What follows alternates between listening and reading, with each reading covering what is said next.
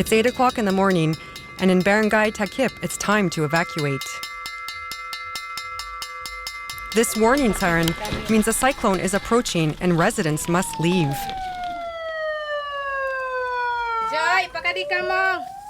This time, the emergency is not real, but this kind of exercise is vital to help residents understand what they are exposed to and what they need to do.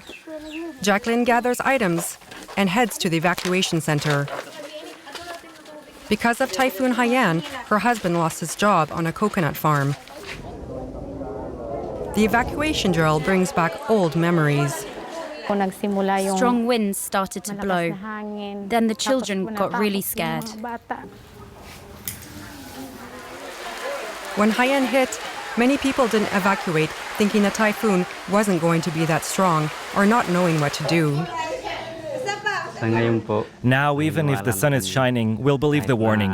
When Alert 1 is given, we'll start packing because we know that after that we don't have time. The warning system is structured in a way that residents are given time to prepare, avoiding a last-minute rush. The NGO Accord thoroughly educated residents and volunteers so that people know where to go and who is responsible for what. There are 6 villages composed of around 400 individuals participating in the community drill.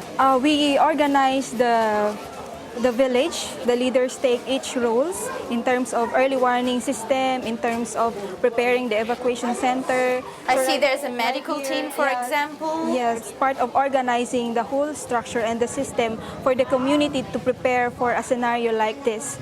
The Philippines adopted a national disaster management law in 2010, but experts say a lot of it was simply on paper. Pierre Prakash from the EU Humanitarian Office explained that Haiyan was a wake-up call.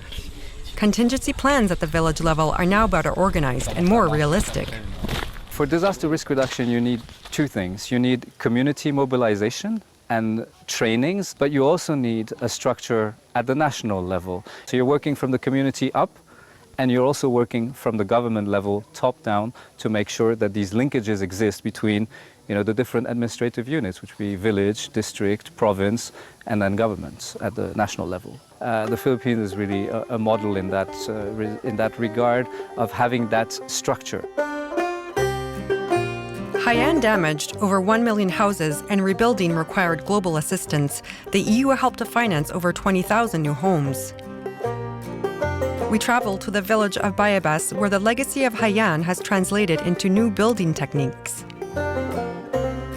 This village was nearly destroyed by Haiyan and rebuilt the following year.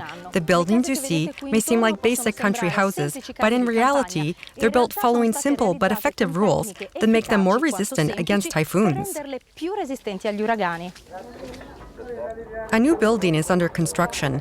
Head carpenter Bernardo is part of a group of 35 who had Building Back Better training by NGOs Accord and Care, financed by the EU. Before, when we built the foundations and the pillars, we didn't put anchors, so during typhoons our houses were easily destroyed. Now, the use of these anchors helps prevent a house from shaking, even if winds blow from different directions. The pole's base is now made of harder wood, joined with softer coconut wood, which is still used for the rest of the pillar. Houses built like this resisted Typhoon Hagaput in 2014, which was similar in strength to Haiyan. Indy was there inside her new home. There's a big difference between before and after. Before, the houses were made of bamboo and leaves, and they didn't have bracings and metal straps that keep the pillars and the roof together, helping the houses to be strong. In